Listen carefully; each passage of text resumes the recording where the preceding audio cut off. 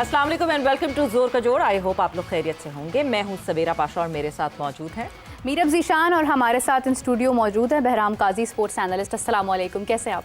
वालेकुम अस्सलाम और शो पे दावत देने का बहुत बहुत शुक्रिया। वैसे तो I have joined a few times remotely, मगर आज स्टूडियो में बैठकर मज़ा आ रहा है। राइट, उनके साथ मौजूद है हाफिज़ इमरान, स्पोर्ट्स जर्नलिस्ट। अस्सलाम वालेकुम। वालेकुम सलाम, बहुत शुक्रिया। सबसे पहले जानते हैं व्हाट्सएप इन स्पोर्ट्स में हमारे पास क्या खबरें हैं। सो व्हाट्सएप इन स्पोर्ट्स की सबसे पहले बात करें तो एशिया कप और ट्राई नेशन सीरीज़ के लिए कौमी स्क्वाड जो है वो दुबई पहुंच चुका है और 21 से लेके 27 अगस्त तक प्री सीरीज ट्रेनिंग का कैंप लगेगा।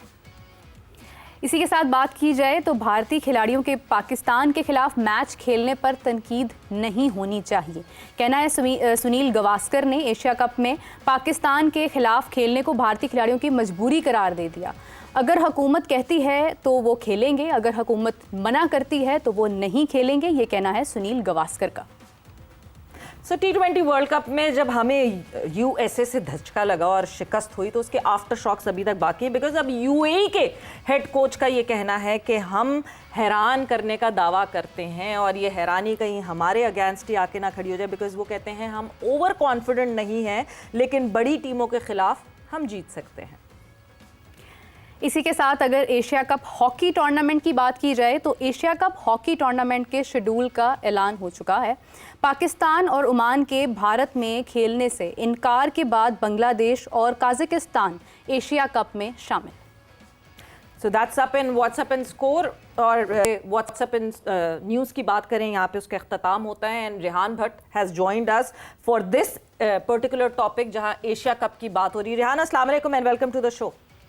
वालेकुम अस्सलाम, थैंक यू सो मच।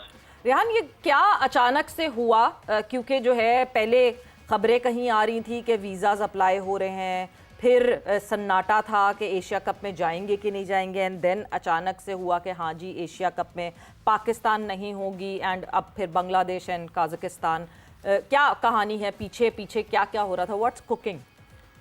देखो सवेरा, सबसे पहले तो मैं ये कहूँगा कि पाकिस्तान ने जब इंडिया में एशिया कप हुआ तो मतलब कि होस्ट कर रहा था इंडिया, तो उसी वक्त इस चीज़ के ऊपर उन्होंने पाकिस्तान ने कह दिया था कि हम नहीं खेलेंगे, लेकिन जो हमारी गवर्नमेंट कहेगी हम उसके साथ जाएंगे।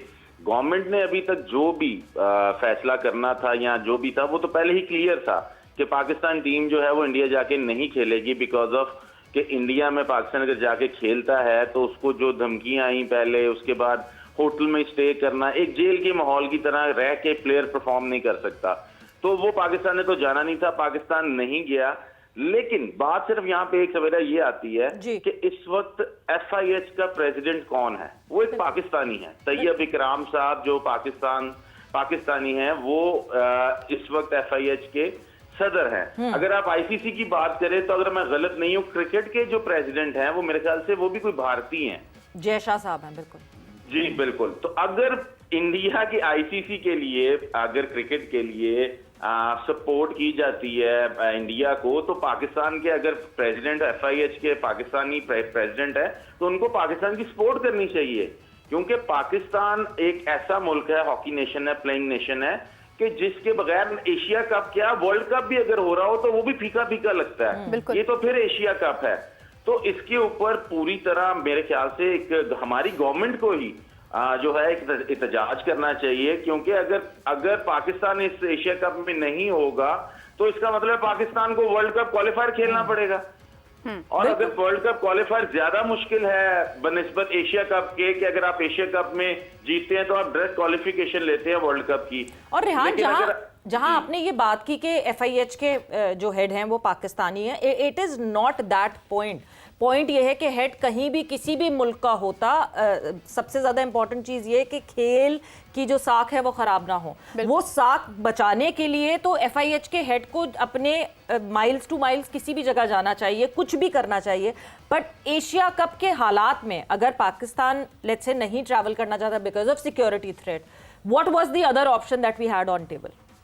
अदर ऑप्शन आपके सामने है, आपके पास मलेशिया का एक वेन्यू है, आपके पास ओमान का वेन्यू है, इवन आपके पास बांग्लादेश का वेन्यू है, तो व्हाई नॉट उधर क्यों नहीं आप करते जाके एशिया कप को शिफ्ट? न्यूट्रल वेन्यू पे क्यों नहीं करते जहां पे किसी को प्रॉब्लम ही ना हो? प्रॉब्लम इज दिस, आपकी बात बिल्कुल ठीक है कि पाकिस्तानी जो प्रेसिडेंट है वो बिल्कुल कोई भी मुल्क का होता तो उसको इसके ऊपर लेना चाहिए था, लेकिन एज अ पाकिस्तानी थोड़ी सी सिंपैथीज तो आपके पास होनी चाहिए कि आप अगर पाकिस्तान की टीम अगर वहां पे नहीं जा रही इंडिया में खेलने तो इंडिया में आपको ये टूर्नामेंट देना ही नहीं चाहिए।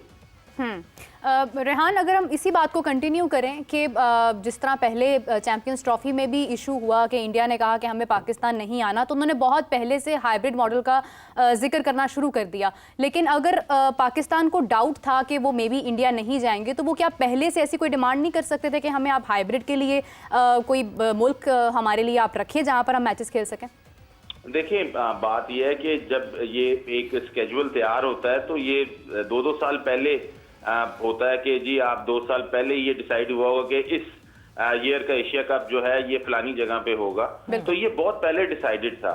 लेकिन बीच में पाकिस्तान और इंडिया के हालात कुछ ऐसे हो गए जिसकी वजह से पाकिस्तान वहां पे नहीं जाके खेलना चाहता या इंडिया यहाँ पे आके नहीं खेलना चाहता। तो ये अगर एक इस तरह का अगर कोई सिचुएशन हो चुकी है तो फिर आपको एक न्यूट्रल वेन्यू के ऊपर, क्योंकि क्रिकेट में भी अगर पाकिस्तान इंडिया जाके नहीं खेलता तो दुबई में मैचेस होते हैं, तो इसी तरह एक न्यूट्रल वेन्यू हॉकी के लिए भी होना चाहिए। लेकिन ये नहीं होना चाहिए कि अगर जो मुल्क मतलब पाकिस्तान अगर वहां पे नहीं खेलने जाना चाह रहा तो आप उसको बिल्कुल ही आउट कर दें। आपके ठीक है, थैंक यू वेरी मच, अगर आप नहीं आ रहे तो हमें कोई इससे लेना देना नहीं है, हम बांग्लादेश और ऐसी रैंकिंग की टीमों को बुला लेंगे ताजिकिस्तान की, जो जिन्होंने कभी पाकिस्तान से उन्होंने मैच भी नहीं खेले और मेरे ख्याल से कभी एशिया कप में भी उन्होंने पार्टिसिपेट नहीं किया। मैं हाफिज आपको इस कॉन्वर्जेशन में ज्वाइन इन करवाना चाहूँगी, क्योंकि जब हमारी राना मुजाहिद साहब से अभी रिसेंटली बात हुई थी, ही सेड अभी तक कुछ डिसाइड नहीं किया, और ये कोई बहुत पुरानी बात नहीं कर रहे, हार्डली मेरे ख्याल से 2 हफ्ते पहले हमारी राना साहब से बात हुई थी। जो बात मीरब ने की है, क्या हम पहले से इसकी प्रिकॉशनरी मेजर्स नहीं ले सकते थे? देखिए, एक तो क्रिकेट और हॉकी को एक साथ रखना नहीं चाहिए, ठीक है। 2 मुख्तलिफ किस्म की इलाकाई मुल्की सतह पर, इलाकाई सतह पर जब आप रीजन की बात करते हैं और जब फिर आप बैनुल-अक़वामी सतह पर चले जाते हैं तो ये 2 मुख्तलिफ तंजीमें हैं। हाँ। और इनके काम करने का अंदाज़ मुख्तलिफ है। जहाँ तक ताल्लुक़ इस चीज़ का है कि पाकिस्तान हॉकी फेडरेशन को क्या करना चाहिए था, जो आपने पहले जिक्र किया कि हमारे पास क्या रास्ता था। अगर हुकूमत पाकिस्तान ये समझ रही है कि पाकिस्तान को भारत जाकर नहीं खेलना, और अगर ऐसा है तो फिर ये पाकिस्तान हॉकी फेडरेशन के इल्म में तो होगा, तो इनको ये करने की ज़रूरत थी कि ये कम अज़ कम लोगों के साथ बातचीत करते और लोगों को कायल करते कि अगर पाकिस्तान नहीं खेल रहा है तो फिर उसके लिए कोई दूसरा रास्ता क्या हो सकता है कि एशिया कप में पाकिस्तान की शिरकत को यकीनी बनाया जा सके। और जहाँ तक ताल्लुक़ इस चीज़ का है, जैसे अभी रेहान जिक्र कर रहे हैं कि वर्ल्ड कप पाकिस्तान के बगैर ये एशिया कप फीका फीका होता, तो वो तो कई वर्ल्ड कप हो गए फीका फीका ही है। पाकिस्तान कौन सा इससे पहले वर्ल्ड कप खेल रहा है? पाकिस्तान हॉकी वर्ल्ड कप से बाहर ही है। तो ये वही हाल है। अगर आप जैसे आज पाकिस्तान क्रिकेट की लोग बात करते हैं कि हमारे बगैर नहीं हो सकता, तो ये जो भट्ट साहब जिक्र कर रहे हैं ना, फीके वर्ल्ड कप कई गुजर गए हुए हैं, ठीक है। अब तो उसमें से बिल्कुल मेरा ख्याल है वो प्लेट ही ख़त्म हो गई होगी जिसमें हम जायका चखते हैं कि ये फीका है या नहीं है, इसमें नमक मिर्च कितना है। तो पाकिस्तान हॉकी को अपनी जगह पर खड़े होने की ज़रूरत है। आप एशिया कप में जा रहे हैं या नहीं जा रहे हैं, जो आपकी स्टेट पॉलिसी है आप उसके साथ खड़े हैं और आपको उसके लिए रास्ते तलाश करने हैं दूसरे। आपने लोगों के साथ बातचीत करनी है। जब ये फैसला हो गया है, ये सोच पाई जाती है कि हमने नहीं जाना वहाँ पर खेलने के लिए, तो आपको फिर सफारती सतह पर भी अपने ताल्लुकात को इस्तेमाल करना है कि इस एशिया कप को खेल को, जो कि दुनिया में कई ममालिक में खेला जाता है, इसको सियासी नहीं होना चाहिए। अब दोनों मुल्कों के अगर ताल्लुकात ख़राब है, सियासी नहीं होना चाहिए, बट सियासी मुसलसल हो रहा है। Head coach of Pakistan hockey team Khawaja Junaid साहब ने भी हमें ज्वाइन इन किया है। ख्वाजा साहब, क्या हो रहा है ये? मतलब हम खुद कट ऑफ हो रहे हैं और एशिया कप नहीं खेलने का कितना बड़ा नुकसान पाकिस्तान हॉकी को इटसेल्फ होगा? जी ख्वाजा साहब, आप हमें सुन सकते हैं?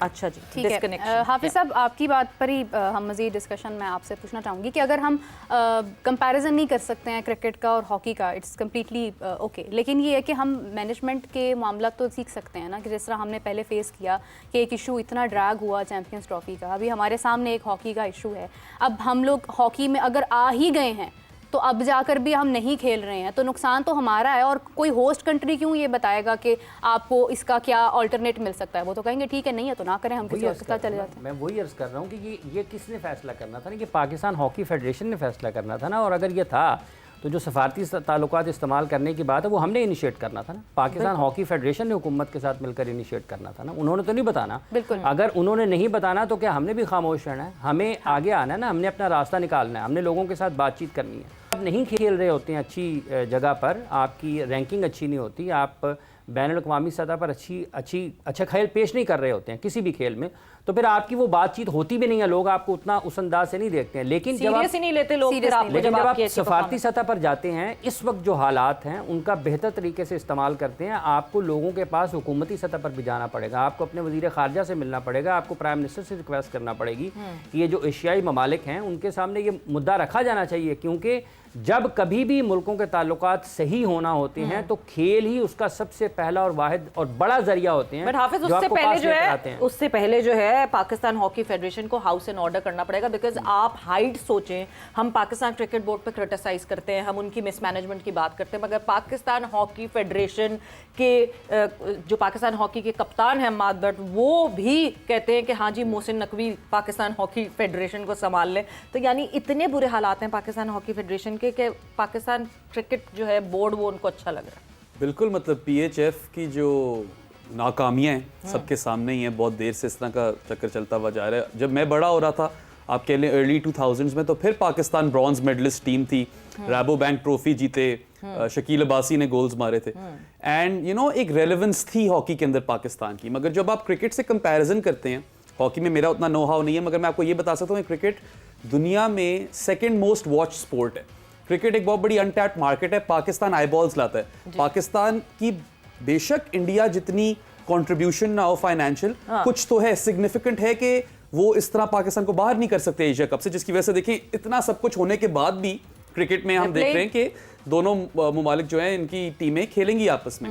हॉकी में शायद क्योंकि इतनी देर से आप मीडियोकर रह चुके हैं, आपने कुछ हासिल नहीं किया ऑन द फील्ड, और इसमें कई वजह हो सकती है, एडमिनिस्ट्रेटिव भी ज़्यादा वजह हो सकती हैं, और जनरली मुझे नहीं नज़र आता कोई इंफ्रास्ट्रक्चर इस मुल्क में है हॉकी का। स्कूल के बच्चे तो कभी हॉकी खेलते ही नहीं है फॉर इंस्टेंस। तो वजूहात तो बहुत ज़्यादा हो सकती हैं, मगर अल्टीमेटली आपके पास कितनी बार्गेनिंग पावर है उस वाली टेबल पे जहाँ पे सारे मुमालिक जाकर बैठ रहे हैं। क्रिकेट तो एक ब्रोकन स्पोर्ट है, बायलैटरली चलती है। हॉकी का मुझे उस तरह से अंदाजा नहीं है, may be it's better run on an international level, मगर अगर तो ऐसा नहीं है तो फिर पाकिस्तान के लिए स्ट्रॉन्ग आर्म करना मुश्किल होगा जब उनकी अपनी परफॉर्मेंस इतनी डाउन है। बिल्कुल, परफॉर्मेंस ऑब्वियसली बहुत मैटर करती है, तभी आपकी स्टैंडिंग रहती है उस पूरी फ्रेटर्निटी में। ख्वाजा जुनैद साहब ने हमें फिर से ज्वाइन इन किया। ख्वाजा साहब, क्या हो रहा है ये?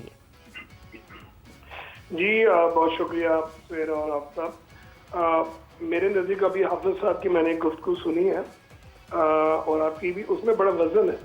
देखिए ये तो एक रैंडम इशू आ गया कि हमारी वॉर हुई और हम आना जाना हमारे लिए मुश्किल हो गया, लेकिन हम पहले भी कौन सा वर्ल्ड कप में खेल रहे हैं। ये हाफिज साहब की बड़ी अच्छी बात है कि अपने घर को सीधा करने का अल्लाह की तरफ से एक बहुत अच्छा मौका मिला है कि इसमें हमारे पहले इंटरनल जो प्रॉब्लम्स हैं वो एड्रेस की जाए, उनको सॉर्ट आउट किया जाए, और लेट्स से अगर हम भारत चले भी जाते और वहाँ जाकर बहुत अच्छा परफॉर्म ना कर पाते तो हमारे लिए भी एक बहुत परेशानी का बायस होता। तो इस वक्त जो सिचुएशन है, आपके पहले प्रोग्राम से भी मैं भी आया, रेहान भट्ट भी आए, सब लोग आए, हम सब ने इसको इस चीज़ को फेवर किया कि पाकिस्तान को नहीं जाना चाहिए, और उसमें मेन रीज़न दिया कि सिक्योरिटी, कि हमारे हीरोज़ हैं, हमारे प्लेयर्स हैं, इनकी सिक्योरिटी सबसे इम्पोर्टेंट है। हाइब्रिड मॉडल होना चाहिए, पाकिस्तान को मैचेस जो है ना वो न्यूट्रल वेन्यू पे मिले या इवेंट को कहीं शिफ्ट कर देना चाहिए, ठीक है। अगर ये चीज़ें नहीं हुई तो इसके ऊपर मैं समझता हूँ दोबारा कोई जोर लगाने की ज़रूरत नहीं है। अब बात आती है कि हम वर्ल्ड कप में हमारे पास उसके बाद भी मौका आएगा, एक क्वालिफाई राउंड आएगा, इंशाल्लाह पाकिस्तान उसमें इजीली क्वालिफाई कर जाएगा। इस दफा चांसेस भी ज़्यादा है, टीमें भी ज़्यादा, पाकिस्तान को इशू नहीं होगा। लेकिन जो हमारी इंटरनल प्रॉब्लम्स हैं, कभी फंड की प्रॉब्लम्स हैं, कभी और इस तरह के इश्यूज हैं, मैं समझता हूँ उसके ऊपर गवर्नमेंट को, और उसके ऊपर मैं समझता हूँ जितने भी इस स्पोर्ट्स के अंदर इन्वॉल्व हैं सबको ख्वाजा साहब, इंटरनल प्रॉब्लम्स तो ठीक करनी है, बट आपको ये लगता है कि हम जिस तरह कहते हैं कि बैकडोर चैनलिंग होती है, मुल्कों से दोस्तियां बनाते हैं आप, और उसके बाद एक एक ब्लॉक बना के चलते हैं, क्या हम हॉकी में सबसे ज्यादा उस चीज को भी लैक कर रहे हैं? जी बिल्कुल, मैं आपसे बिल्कुल एग्री करता हूँ कि ये बिल्कुल एक स्पोर्ट्स की जो डिप्लोमेसी है वो हमेशा रहती है और उसमें कभी पॉलिटिक्स इन्वॉल्व नहीं होती है, और यही जो होती है ना बाउंड्रीज को गिराती है। स्पोर्ट्स एक ऐसा मीडियम, ऐसा प्लेटफॉर्म है जो बहुत ज्यादा ग्रीवेंसेस को जो होता है ना वो बिल्कुल न्यूट्रलाइज कर देता है। तो अभी जो आपने बात की है, लेकिन उस लेवल पे अब लोगों की इन्वॉल्वमेंट चाहिए होती है कि आपके पास ऐसे कौन से लोग हैं। मैं on the top of that Sawera यहाँ ये चाहूंगा कि देखें अभी आप लोगों ने बहुत एफर्ट की है, मैं बड़ा इसको क्रेडिट देता हूँ समाज चैनल को कि आपने बड़े अरसे से इसके ऊपर हॉकी के प्रोग्राम्स किए हैं। लेकिन इस वक्त मैं समझता हूँ कि स्पोर्ट्स नेशनल स्पोर्ट्स पॉलिसी बननी चाहिए, ना कि सिर्फ क्रिकेट की पॉलिसी हो कि क्रिकेट ये करेगी, पूरी खेलों की पॉलिसी हो। अभी देखें कभी पता चलता है जी कि इंडिया की कबड्डी की टीम खेल के चली गई या कोई क्लब बाई चली गई, ठीक है। मतलब ये चीजें या तो सबके लिए होनी चाहिए या टोटल बंद होनी चाहिए। तो इस वक्त हम लोग लैग कर रहे हैं, पाकिस्तान इस पर पीछे है। पाकिस्तान को अपनी एक स्पोर्ट्स जो पॉलिसी है वो मरतब करनी चाहिए, वो तमाम खेलों पे लागू होनी चाहिए। और उसके बाद मैं समझता हूँ कि देखें जिस तरह हॉकी को हमेशा से ही इदारों ने ऑन किया, मैं ये बड़ी खुल के बात करता हूँ, जो लोग इसको फेडरेशन में बैठे हैं वो भी मेरे साथ इत्तेफाक करेंगे कि हमें फंड्स का रोना रहता है और हम at the 11th our sure करते हैं। हमें ऐसे इदारे को इस खेल को ऑन करना चाहिए जिसके साथ रहते हुए में फंड्स की प्रॉब्लम ना हो। तो ये मेरा ये आइडिया, मेरे ख्याल में अगर रेहान से पूछे, ये भी टेक्नोक्रेट है, ये भी शायद इस चीज को सेकंड करेगा कि हम किसी के खिलाफ बात नहीं कर रहे, किसी की हमारे पास कोई ऐसी नहीं है कि हम तरफदारी कर रहे हैं। ये हम हॉकी की बेहतरी की बात नहीं, आप पाकिस्तान की हॉकी को बेहतर करना चाहते हैं, इस वजह से ऑब्वियसली आपने बात की। Rehan, what's your take on that? देखो सवेरा, पहले तो जो बात की कि हमें बिल्कुल जो एशियाई मुल्क हैं इनके साथ बैठ के बातचीत करनी चाहिए थी, लेकिन जो सेक्रेटरी साहब हैं वो तो पिछले बयानों में कहते रहे कि हम लोग मीटिंग्स करने जाते रहे हैं, लेकिन वो मीटिंग्स किधर की हैं उन्होंने मुझे समझ नहीं आई अभी तक। रेहान, सबसे बड़ा मसला यही है, जब हम क्लैरिटी की बात कर रहे हैं, जुनैद साहब ने पॉलिसी की क्लैरिटी की बात की, आप दोनों ने हमारे शो पे ये कहा कि नहीं जाना चाहिए पाकिस्तान को, मगर जब राना मुजाहिद साहब जो कि सेक्रेटरी है पाकिस्तान हॉकी फेडरेशन की, उनसे पूछा गया तो उन्होंने कहा नहीं जी अभी तक कुछ डिसाइड नहीं हुआ। बस ये सवेरा ये ऐसे ही डिसाइड नहीं है और ये कर लेंगे, ये हो जाएगा, यही हम पिछले कई सालों से सुनते आ रहे हैं। जो ख्वाजा जुनैद साहब ने बात की है अभी, और वो बड़ी ही वैलिड बात है, क्योंकि पाकिस्तान की हॉकी उस वक्त तक फंड से महरूम रहेगी जब तक कोई भी एक ऑफिशियल, जिसे आप कहते हैं गवर्नमेंट का कोई अच्छा इदारे का प्रेसिडेंट इसको टेक ओवर नहीं करेगा। क्योंकि ना बुख्ती साहब पैसे ला सकते हैं, ना राना मुजाहिद साहब पैसे ला सकते हैं, और मेरे ख्याल से इनको मिलने भी नहीं है, ना ही दिए जाने हैं। तो लिहाजा इससे बेहतर है कि पाकिस्तान की हॉकी को बचाने के लिए तो ये एक फैसला कर लिया जाए कि किसी भी एक ऐसे इदारे के चेयरमैन को हेड बना दिया जाए हॉकी का, कि जिसके जो वो इदारा इस हॉकी को ऑन करे और वो डायरेक्टली वजीर आजम से भी बात कर सकते हैं। रेहान साहब, मैं कतर कलामी की माजरत चाहती हूँ, लेकिन अगर आप अब क्रिकेट को देखते हैं तो मोहसिन नकवी साहब से बेहतरीन चेयरमैन कौन हो सकता है? वो उसको हेड कर रहे हैं, लेकिन फिर भी मामला तो क्रिकेट के भी खराब है। डोंट यू थिंक कि मैनेजमेंट से ज्यादा इंपॉर्टेंट खिलाड़ियों की अपनी परफॉर्मेंसेस भी हैं? देखिए, हमारे खिलाड़ी, अगर आप पीछे बात करती हैं तो बगैर फंड्स के, बगैर डेली अलाउंसेस के फाइनल्स खेले हैं, दोनों टूर्नामेंट का फाइनल पाकिस्तान खेला है। लेकिन बात सिर्फ वही आ जाती है कि जब प्लेयर्स को डेली अलाउंसेस ही मिलेंगे। पाकिस्तान हॉकी की प्रॉब्लम क्रिकेट वाली नहीं है, पाकिस्तान हॉकी की प्रॉब्लम सिर्फ फंड्स हैं इस वक्त। अगर पाकिस्तान हॉकी फेडरेशन के पास फंड्स होंगे और जेन्युइन लोग आके बैठ के जो इसको जेन्युइनली तरीके से प्लेयर्स के ऊपर खर्च करेंगे और हॉकी के ऊपर खर्च करेंगे, तो उसके अलावा पाकिस्तान हॉकी में और कोई प्रॉब्लम नहीं है। क्रिकेट में बहुत सारी प्रॉब्लम्स हैं, बिल्कुल। पाकिस्तान हॉकी का डाउनफॉल और उसके बाद हमें वापस खुलती भी दिखी है, उठती भी दिखी है, सो उसको सपोर्ट बिल्कुल करना चाहिए। रेहान, आपका बहुत बहुत शुक्रिया, ख्वाजा साहब बहुत बहुत शुक्रिया फॉर ज्वाइनिंग इन। वक्त एक ब्रेक का, और जहां हॉकी की हम बात कर रहे हैं वहां साथ साथ जो है क्रिकेट के हालात भी हॉकी की तरह ही लग रहे हैं कि over the period of time शायद क्रिकेट भी इसी तरह खराब ना हो जाए, पहले ही वक्त पे रोक लें, क्योंकि सेंट्रल कॉन्ट्रैक्ट्स में कोई भी कैटेगरी ए के लिए लायक ही नहीं था कि वो कैटेगरी ए का हिस्सा बनता कोई भी क्रिकेटर। ब्रेक पर जा रहे हैं, ब्रेक से वापस आएंगे तो कॉन्वर्सेशन को यहां से आगे बढ़ाएंगे।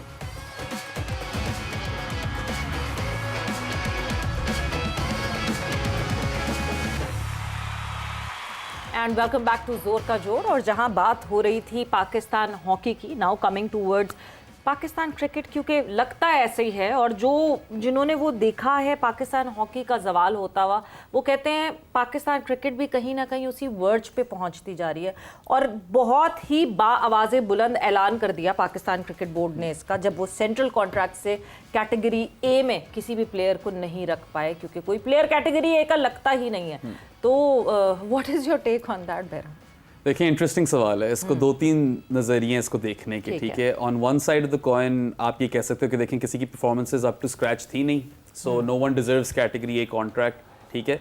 एंड एक अपॉर्चुनिटी यहाँ पे प्लेयर्स को प्रेजेंट होती है कि promotion is up for grabs. कोई भी अच्छा परफॉर्म करे यहाँ से प्रमोट हो सकता है वो कैटेगरी ए पे। मेरे हिसाब से सलमान अली आगा की तो बन सकती थी जगह वैसे कैट ए में, because he is your white ball तो नहीं, खैर T20 आईज में कैप्टन। अच्छा, टेस्ट के कैप्टन को डी में डाल दें तो और ही प्लेज वाइट बॉल के कैप्टन के लिए ए जगह बन ऑल सकता 3 फॉर्मेट्स। मेरे ख्याल से कैटेगरीज होनी फॉर्मेट वाइज असाइन होनी चाहिए। आप सीनियरिटी को मत देखो, आप वर्कलोड को देखो। If a player is playing all 3 formats, number of matches ही is playing for Pakistan, exactly that's what you should look at when you are handing out contracts. जाहिर सी बात है कि जो ज्यादा काम कर रहा है, who is putting in more hours, they probably deserve more money for that. मेरे ये थॉट प्रोसेस है। बाकी यार देखें, मेरी जो अपना पर्सनल एक्सपीरियंसेस हैं लाइफ में, I have learned that punishment as a form of administration ये हमेशा आपको पॉजिटिव रिजल्ट्स ला कर नहीं देती। तो इन लोगों ने अगर ये पनिशमेंट के तौर पर ब्यूरोक्रेसी में तो ऐसा ही होता है। होता तो है, मगर I could challenge the administrators कि आप अपनी तनख्वाहें काटें। आपने कौन सी को बहुत तीर मार दिए या बहुत कोई अपने खास काम करके दिखा दिया, आपके टाइम पे ड्विंडल होती जा रही है क्रिकेट। ये हाफिज साहब का फेवरेट टॉपिक है। हाँ, मगर आपने अभी जिक्र किया ना कि हॉकी का हम जवाल देखते हैं और हम डरते हैं कि क्रिकेट के साथ कहीं ना हो जाए। मसला आपका as a country when it comes to sports ये कि यहाँ पे स्पोर्ट प्रोफेशनलाइज्ड नहीं है। न्यूजीलैंड को देखें, क्या है 5 मिलियन की आबादी है, इससे ज्यादा नहीं होनी होती, 10 से तो बिल्कुल भी ज्यादा नहीं होनी। हॉकी में वो इस वक्त पाकिस्तान को हराते आ रहे हैं कुछ ऐसे से, ठीक है। वो फाइनल में पहुंचती है, पाकिस्तान न्यूजीलैंड हरा देती है। फीफा वर्ल्ड कप न्यूजीलैंड खेल जाती है। क्रिकेट में न्यूजीलैंड हमेशा नॉकआउट में पहुंची होती है। New Zealand is not supposed to be this good. वहां पे स्पोर्ट प्रोफेशनलाइज्ड है, सिस्टम इन प्लेस है, पूरा एक प्रोफेशनलाइज्ड स्ट्रक्चर है जिसको फिर आप आहिस्ता आहिस्ता फॉलो करो तो रोड मैप है हर यंग एथलीट के लिए कि मैं टॉप पे पहुंच सकता हूं। यहाँ पे क्या रोड मैप है? यहाँ पे अगर मुझे कल को मेरा कोई नेफ्यू हो जो कहे मैंने हॉकी प्लेयर बनना है, मैं उसको क्या बता सकता हूँ? क्रिकेट प्लेयर पे क्या बता सकता हूँ मैं? नहीं है कोई। आप लोग पता क्या कहते हैं क्रिकेट में कि आपने क्रिकेट खेली तो पढ़ाई छोड़ दो। बाकी मुल्कों में तो इतना इस तरह नहीं हो रहा। वहां पे तो बच्चे साथ साथ पढ़ रहे हैं। रोड मैप पे रोड में गड्ढे बहुत है। और दूसरी, हाँ बिल्कुल, बहुत गड्ढे हैं। और देखें, सेंट्रल कॉन्ट्रैक्ट मैं कहता हूँ आप बेशक ना भी दो कैटेगरी ए, मगर आप हमें बताओ फिर कि दीज आर द फंड्स जो हमने बचाए हैं, और ये ट्रांसपेरेंसी दिखाओ कि अब ये वाले फंड्स हम इधर अलॉट कर रहे हैं, इस एरिया को बेहतर कर रहे हैं। खुद तो आप लोगों के पेचेक्स अभी भी कम नहीं हुए। एडमिनिस्ट्रेशन फेलियर्स भी तो है। As you said कि there is an opportunity as well for the cricketers. लेकिन what if सुफियान मुकीम को मौका ही नहीं मिल रहा? वो अच्छा खेल सकता है, बट वो मौका ही बार-बार अबरार को दे रहे हैं, सो Abrar got the chance to come to the A category. तो फिर सुफियान का क्या कसूर है? इसमें तो फिर मौका देने की बात भी आ जाएगी। ये सीनियरिटी देखते हैं ना, यही तो मैं कह रहा हूँ। I don't think that's the correct system. आप देखो वर्कलोड और फिर आप देखो परफॉर्मेंस, उस हिसाब से आप कैटेगरीज असाइन करो। अब टेस्ट कैप्टन जो हैं वो मेरे ख्याल से कैटेगरी डी में बिल्कुल नहीं होने चाहिए। आप 5 डे क्रिकेट खेल रहे हो वहाँ पे, ठीक है। एंड टेस्ट क्रिकेट को जो इन लोगों ने कॉन्ट्रैक्ट्स डिश आउट किए हैं, मुझे नजर ये आ रहा है कोई खास इन लोगों ने इंपॉर्टेंस नहीं दी हुई। आई थिंक टेस्ट क्रिकेटर्स को जनरली थोड़े पैसे ज्यादा मिलने चाहिए क्योंकि आप चाहते हो कि टेस्ट क्रिकेट जिंदा रहे। डिफरेंस मैं आपको बताती हूँ हाफिज, मैं आपकी तरफ आऊंगी, बिकॉज हम टेस्ट क्रिकेट की बात करते हैं और फिर हम शॉर्टर फॉर्मेट की बात करते हैं। कोच का बहुत लेना देना होता है जब सेंट्रल कॉन्ट्रैक्ट्स अनाउंस हो रहे होते हैं। एक सेंट्रल कॉन्ट्रैक्ट जो कि शॉर्टर फॉर्मेट में, that is from a foreign coach. Test के हमारे लोकल देसी हमारे कोच हैं। टेस्ट को जितनी कम इंपॉर्टेंस दी गई है सेंट्रल कॉन्ट्रैक्ट में, साफ वाज़ेह है वो इस वजह से। माइक हैसन कब से आए हैं पाकिस्तान टीम के कोच बने हैं? वो थोड़े से टाइम हुआ, थोड़े से टाइम। आप कैसे की कह सकते हैं कि आप उसको इतना इख्तियार दे दें कि वो पाकिस्तान के सेंट्रल कॉन्ट्रैक्ट के बारे में फैसले करे? ये तो आपकी जो आपके क्रिकेट चलाने वाले लोग हैं, आकिब जावेद साथ होंगे, ऐसा नहीं कि अकेला माइक हैसन की कॉल होगी, ठीक है ना। तो यही है ना, एक शख्स अभी इसको 2-3 महीने हुए हैं, वो आपके लड़कों के साथ, प्लेयर्स के साथ ना उसको पता कि कौन कितना कर सकता है, किसकी फील्डिंग कैसी है, किसी के काम करने का अंदाज क्या है, उसकी रिकमेंडेशंस कैसे हो सकती हैं इस सतह पे कि आप उसके ऊपर फैसला करें। नहीं हाफिज साहब, किस बेसिस पे सेंट्रल कॉन्ट्रैक्ट होना चाहिए? आपसे मैं अगर पूछूं कि किन बेसिस पे सेंट्रल कॉन्ट्रैक्ट होना चाहिए, क्या फ्यूचर प्लान को देखते हुए होना चाहिए? सेंट्रल कॉन्ट्रैक्ट, पहले ये सवाल है कि सेंट्रल कॉन्ट्रैक्ट देने वाला कौन है, क्या वो उस मायार पर पूरा उतरता है कि उसको फैसला करने की समझ बूझ और इख्तियार उसमें है? फिर तो कोई सेंट्रल कॉन्ट्रैक्ट नहीं मिल सकता। नहीं, फिर आप उन लोगों को लाएं जिनको ये पता हो कि सेंट्रल कॉन्ट्रैक्ट कैसे दिए जाते हैं। हाँ। ये सबसे अब ये ना कि आप एक शख्स को, किसी को भी, ये क्यों दुनिया में कवानीन बने हुए हैं ना, किसी वजह से बने जाते हैं ना, कवानीन किसी वजह से बनते हैं, ठीक है। और जो कवानीन बनाते हैं उनको जाके देखें कि उनकी जिंदगियां कहां पर लगी हैं, बिल्कुल। फिर लोग उनके बनाए कवानीन के ऊपर अमल करते हैं। आपका क्या क्राइटेरिया होता है सेंट्रल कॉन्ट्रैक्ट किसका? सेंट्रल कॉन्ट्रैक्ट के लिए आपका क्या क्राइटेरिया होता? पास सीजन या पास साल की परफॉर्मेंस, या आगे आने वाले के प्लान्स के, मेरे फ्यूचर प्लान्स में ये लड़के इंपॉर्टेंट हैं? आप मिक्सचर करते हैं, ठीक है, कि आपकी गुज़िश्ता साल की कारकर्दगी क्या है, आप मुस्तकबिल में किसको देख रहे हैं, ठीक। आप उन दोनों को इकट्ठा करते हैं, ठीक है। ये ऐसे नहीं है कि एक रात मुझे ख्याल आया, सोया में, ख्वाब आया, अगले दिन उठ के मैंने सब कुछ बदल दिया। आपको आगे किसने लेकर जाना है, आप उन लोगों को साथ रखते हैं, और जो आपके चले आ रहे हैं 2, 3, 4 बरसों से, आप उनको साथ रखते हैं, मिलाकर आप आगे लेकर चलते हैं। ऐसे नहीं होता कि एक शख्स आपके पूरे साल में कोई क्रिकेट ना खेले और ये सेंट्रल कॉन्ट्रैक्ट में, और वो सेंट्रल कॉन्ट्रैक्ट में है, बी कैटेगरी में है। शादाब खान साहब को तो ए कैटेगरी में होना चाहिए, ठीक है। फ़हीम अशरफ को तो एक कैटेगरी में होना चाहिए, ठीक है। और ये जो सऊद शकील और शान मसूद और खुरम शहजाद हैं, इनको तो central contract Pakistan cricket board को देना ही नहीं चाहिए। ये क्यों उन्होंने खाली जगह पुर कर दिया, क्यों लोगों का, हमें किसी और हकदार का हक मार दिया है? इस सेंट्रल कॉन्ट्रैक्ट को देख के ना आपके जहन में ये ख्याल आता है कि ये कौन लोग हैं, ये कहाँ आ गया हूँ मैं, ये कौन से लोग हैं जो पाकिस्तान की क्रिकेट के फैसले कर रहे हैं? ये बेमानी है 25-30 लोगों का डिस्कस करना। असल मसला ये है कि जो फैसले कर रहे हैं वो क्या कर रहे हैं। एक कैटेगरी आपने ख़त्म कर दी, ठीक है। बंदा खुदा, आप बताएं, ये जो बाबर आजम और उसके ऊपर चल रही है बहस, ये कंसिस्टेंसी वर्सेस स्ट्राइक रेट, और जिसको आपने कप्तान बनाया वो, उसका क्या स्ट्राइक रेट है? बिल्कुल। ये फास्ट बॉलर्स पाकिस्तान के, मुझे बताएं 2018 से आप तक कहाँ है हसनैन, कहाँ है शाहनवाज धानी, कहाँ है अरशद इकबाल? आप नंबर से गिने प्लेयर्स के, ये क्यों तबाह हुए हैं? हाँ। एहसानुल्लाह, ये बेड़ा गर्क किसने किया है? उसको सेंट्रल कॉन्ट्रैक्ट को इतना रोने की क्या चीज़ है? उनके ऊपर बात करें जिन लोगों ने कब्जा किया हुआ है वसाइल के ऊपर, जिन लोगों ने पाकिस्तान की क्रिकेट के ऊपर अपने पंजे गाड़े हुए हैं और वो खून चूस रहे हैं पाकिस्तान के नौजवान क्रिकेटर्स का, ये उन लोगों की नाकामी है। उनको बुढ़ा दिया, वो पाकिस्तान के टॉप क्रिकेटर्स हैं। अब इसके बाद आप ये, फिर इसका मतलब ये है कि पीएसएल की सबसे बड़ी कैटेगरी कौन सी है जी? प्लैटिनम। तो खत्म करें फिर वो, फिर वहां पे भी फिर उसको भी खत्म बिल्कुल फॉल नहीं करता। आप प्लैटिनम में अपने प्लेयर को कैसे पीएसएल की फ्रेंचाइजीज के ऊपर लगाएंगे कि आप उसमें, एक मिनट मैडम, एक मिनट, आप उसमें प्लैटिनम कैटेगरी में कैसे आपको फ्रेंचाइजी को कहेंगे जी उठाएं अपने प्लेयर्स को, जब आप खुद उनको एक कैटेगरी देने के लिए रजामंद नहीं है? पाकिस्तान के ये तमाम प्लेयर्स प्लैटिनम कैटेगरी में आते हैं ना। शादाब खान आईएसबी में जब जाता है किस कैटेगरी में आता है? शाहीन जब आता है किस कैटेगरी में जाता है? तो इन प्लेयर्स को आप पीएसएल के ऊपर, उनका पैसा है तो वो जो है आप उसको माले मुफ्त दिले बेरहम पे उड़ाएंगे।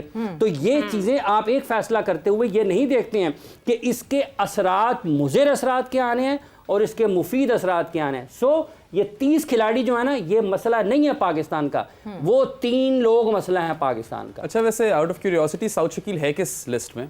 कैटेगरी कौन सी है उसकी? सी में मेरा ख्याल है। अब देखिए, अगर आपका एक बैटर हो जिसने जब से डेब्यू किया टेस्ट क्रिकेट में, उससे ज्यादा किसी ने रन्स नहीं किए, उसका फॉर्मेट भी यही है, you want to encourage that player कि आप टेस्ट पे फोकस करें, राइट? क्योंकि आप हमें बड़े, हमारे कीमती प्लेयर हैं आप टेस्ट क्रिकेट में, आप नहीं आगे लेकर जानी है। फिलहाल तो ये लग रहा है बैटिंग को 50+ एवरेज इन 19 टेस्ट मैचेस इस दौर में कमेंडेबल है। सऊद शकील कैटेगरी सी में क्या कर रहे हैं? फिर तो अब वही बात है ना, you are discouraging your cricketers to play a certain format, और ये डेंजरस चीज है। आपने बात की टेस्ट क्रिकेट की कि सीरियसली हम नहीं ले रहे, खुद ही देख लें कि अजहर महमूद को आपने 2 सीरीज के लिए कोच बनाया है, नई साइकिल आई है। अगर आपने अजहर महमूद को ही कोच बनाना था, पूरी साइकिल के लिए महीने के लिए इसलिए कोच बनाया हुआ है क्योंकि वो उनका कॉन्ट्रैक्ट नहीं खत्म हो रहा था, तो पैसे आपको देने पड़ते हैं ना, if you are breaching the contract. तो कॉन्ट्रैक्ट ब्रीच नहीं करना था, तो इसलिए कहा चलो टेस्ट संभाल। पॉइंट इज, आपकी नई साइकिल आती है सवेरा, आप कहते हो कि अच्छा जी हमारी कौन सी 6 सीरीज है, हम वो देख लें।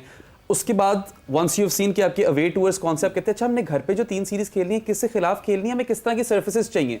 इन सारी चीजों का जब आप जवाब आपको मिल जाएगा, फिर आप सोचते हो कि अच्छा इस तरह की जो क्रिकेट हम खेलना चाह रहे हैं, कौन सा कोच है जो हमें इस तरह की क्रिकेट खिला सकता है, उसको आप हायर करते हो। उसके साथ मीटिंग में आप कहते हो कि यार this is our current captain, क्या आप इस साइकिल में इस कैप्टन के साथ कंटिन्यू करना चाहोगे कि कोई नया लड़का है, वो बता देगा आपको अपनी चॉइस, और फिर आप पूरे 2 साल उन्हीं लोगों के साथ रहो।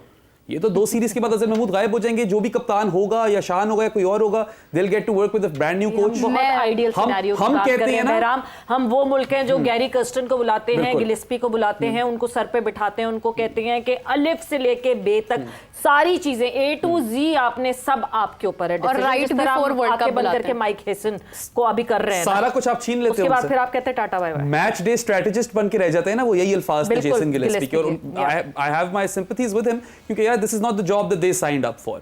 आप हमेशा हम ये बात करते हैं क्रिकेटर्स, ये उसको जो ये किरदार था गिलेस्पी का रोजाना की रोजमर्रा की बुनियाद पर रोजमर्रा के मामलात को, ये बाबर आजम, रिजवान या शाहीन या हारिस रऊफ ने तो नहीं बदला था। नहीं, उन लोगों ने तो नहीं बदला, नहीं तो एडमिनिस्ट्रेशन के फेलियर्स हैं, ठीक है। मैं ये कह रहा हूँ कि अगर जेसन गिलेस्पी ने सिर्फ मैच डे स्ट्रेटेजिस्ट रहना तो फिर उनका इतना टाइम पाकिस्तान में गुजारना डजंट मेक सेंस। मैं हाफिज साहब आपकी मगर बात, एक और चीज मैं बस यहाँ ऐड कर दूं, वो ये है कि हम हमेशा बात करते हैं कि प्लेयर्स रिग्रेस किए हैं, they are incentivised to perform. आप क्यों नहीं अपनी गेम आप कर रहे, ये आपके ऊपर रिस्पॉन्सिबिलिटी है। मगर एडमिनिस्ट्रेटिव फेलियर्स को भी एक तरफ कर दें, जो स्टाफ है जिसके साथ आपने काम करना है, आपकी कोई खामी है, आपने इंप्रूव करनी है, ये वो रिलेशनशिप्स ही नहीं बनने देते, आप इतना टाइम नहीं देते किसी स्टाफ को, कोचिंग स्टाफ को, कि वो प्लेयर्स को कुछ सिखा पाए, उनकी गेम में कुछ बेहतरी ला सकें। वो तो हर 2 सीरीज बाद आपका कोई नया स्टाफ होता है, players don't get to work with the same people, तो इंप्रूव कैसे करेंगे? बिल्कुल हाफिज साहब आप ही की बात, जिस वक्त आप गुफ्तगू कर रहे थे, अगर आप सेंट्रल कॉन्ट्रैक्ट की बात करते हैं, बहुत बड़ी चीज़ है, आई नो दैट, और उसमें इंटरनेशनल कोचेज़ जो हैं वो उनकी मर्ज़ी से क्या चीज़ें किस तरह से हो रही हैं, लेकिन अगर वर्ल्ड कप से पहले आपके कोचेज़ बदल दिए जाएं और सडनली सारी टीम बदल दी जाए, एक ऐसे मुल्क से आप क्या एक्सपेक्ट करते हैं कि वो सेंट्रल कॉन्ट्रैक्ट में कितना सीरियसली डील करेंगे? मसला ये है मैडम, बदलता कौन है? जो बदलते हैं उनको तो कोई पूछता नहीं है, और उनके बारे में जिस तरीके से पाकिस्तान में उनकी मदासराई और तारीफ़ होती है। इकबाल बेग साहब पाकिस्तान के सीनियर स्पोर्ट्स जर्नलिस्ट, उन्होंने आज लिखा है, ट्वीट किया, उन्होंने कहा कि पाकिस्तान में ना उन्होंने लिख दिया है, एंकर्स का नाम ले दिया है, नाम नहीं लिया, उन्होंने कहा कि सहाफ़ी इस तरीके से कर रहे हैं इन दिनों स्पोर्ट्स में कि जैसे उनको झूठ में भी सच नज़र आ रहा है, तो हो सकता है उनको अगले साल उनको भी तमगा इम्तियाज़ मिल जाए। तो मैं बेग साहब से ये कहना चाहूँगा आपके सवाल से, वो अहमद फराज साहब ने लिखा है कि मेरा कलम नहीं मिज़ान ऐसे आदिल की जो अपने चेहरे पे दोहरा नकाब रखता है, मेरा कलम तो अमानत है मेरे लोगों की, मेरा कलम तो अदालत मेरे ज़मीर की है, मैं कट गिरूँ या सलामत रहूँ, यकीन है मुझे कि ये हिसारे सितम कोई तो गिराएगा, तमाम उम्र की ईज़ा नसीबियों की कसम, मेरे कलम का सफ़र रायगा ना जाएगा। तो बेग साहब आप लिखते रहें और लोग लिखते रहेंगे, इसलिए ये उन लोगों के बारे में है जो फैसले कर रहे हैं, जो इख्तियारात रखते हैं, जो वसाइल पर काबिज़ हैं, जो पाकिस्तान क्रिकेट के होनहार क्रिकेटर्स के मुस्तकबिल को अपनी ख्वाहिशात की तकमील के लिए उनका बेड़ा गर्क करते हैं, उनके दरवाजे बंद करते हैं। ये सेंट्रल कॉन्ट्रैक्ट और जिस तरह से ये दिए गए हैं, ये उस पाकिस्तान में क्रिकेट की बदतरीन बदइंतज़ामी की सबसे बड़ी मिसाल आपको आज नज़र आती है। जब आप इंसाफ का गला घोंटते हैं, जब आप आवाज़ों को बंद करते हैं, जब आप लोगों का रास्ता रोकते हैं, जब आप कॉपी पेस्टर्स को नकल करने वालों को ऊपर लेकर आते हैं, तो फिर उसका नतीजा यही निकलता है कि आज रेहान बट पाकिस्तान के लिए कह रहा है जी कि वर्ल्ड कप में अगर पाकिस्तान नहीं होगा तो फीका फीका होगा। भाईजान फीका हो चुका है, पाकिस्तान की हॉकी की देख खत्म हो चुकी हुई है, और अब वो देख के ऊपर लोगों की क्रिकेट के ऊपर नजरें हैं, और यही नालायक लोग, यही जो जिनकी जहन अपने इर्द गिर्द उसके मराद के गिर्द घूमता है, उनके हाथों में पाकिस्तान की क्रिकेट है। इसलिए सबसे बड़ा मसला पाकिस्तान क्रिकेट बोर्ड की उस आला इंतजामिया का है जो बरसों से पाकिस्तान के सबसे मकबूल खेल को उसको तबाह करने के दर पे है, अपने अपने लोगों को लगाने के लिए। देखें, चेयरमैन पाकिस्तान क्रिकेट बोर्ड के बारे में ये रिपोर्ट हुआ कि मैं तो जिस टीम को लगा लेता हूं अपने साथ, मैं उसको बदलता नहीं हूं। तो ये जो पाकिस्तान क्रिकेट के खिलाड़ी हैं, ये किसकी टीम है? ये चेयरमैन क्रिकेट बोर्ड की टीम नहीं है। ये क्यों बदले जा रहे हैं? दूसरी बात ये कि मैं समझता हूं सबसे बड़ा जो चैंपियंस ट्रॉफी में फेलियर था वो आपके सेलेक्टर्स का था। सेलेक्टर्स तो अभी भी वही हैं, राइट, जो इतनी ग्लेरिंग मिस्टेक्स कर सकते हैं कि खुशदिल शाह को आपने ओडीआई क्रिकेट में ऑलराउंडर के तहत रखा हुआ है। नहीं सेंस बनती ना इसकी। T20 में मैं कहता हूं चलो यार मैं 1-2 ओवर निकाल लूंगा, 10 ओवर आपने दे दिए खुशदिल शाह को, विकेट नहीं आपको लेकर देंगे। अच्छे से अच्छे दिन पे शायद वो 40-45 रन खा ले। पॉइंट इज कि पाकिस्तान में, एंड आई थिंक ये क्रिकेट से बाहर भी जाती है चीज, मैं क्रिकेट के खास तौर पे ये चीज है, मैं बाकी स्पोर्ट्स पे उस तरह नहीं कह सकता। यहाँ पे होता है shiny new toy syndrome. Saim चल रहा है, साइम बचा लेगा, साइम इंजर हो गया, कोई जवाब ही नहीं है। ठीक है, ये तो खैर एक ऐसा मौजू है बहराम कि ये खत्म नहीं हो सकती है डिस्कशन कभी भी। एक अभी बंदा हमारे नहीं बचा पास सकता वक्त भी आपको। कम है और मुझे लगता है कि ये डिस्कशन जो है ना ये हमारी कंटिन्यू रहेगी अगले 1 घंटे तक। आपको तो प्रोसेसेस ये- बचाते हैं, स्ट्रक्चर बचाता है, ठीक है, सिंपल सी बात है। स्ट्रक्चर प्रोसीजर्स और जो प्रोसीजर्स हैं वो खैर हमारे कहीं भी कोई दिखते नहीं है, बट यस ये डिस्कशन वाकई जिस तरह मीरब ने कहा वो इतनी लंबी है दैट हम मैराथन पे मैराथन करते रहे, मगर क्या जो मैनेजमेंट और ओहदेदारान है उनके कान पे कोई जू रेंगेगी कि नहीं रेंगेगी। बट विद दैट वक्त यहाँ पे खत्म हो गया। Thanks a lot for being here. Hafiz बहुत बहुत शुक्रिया for being here. Sawera Pasha को और मीरब जीशान को इजाजत दीजिए। अपना बहुत ख्याल रखिएगा। टेक केयर, बाय बाय, अल्लाह हाफिज।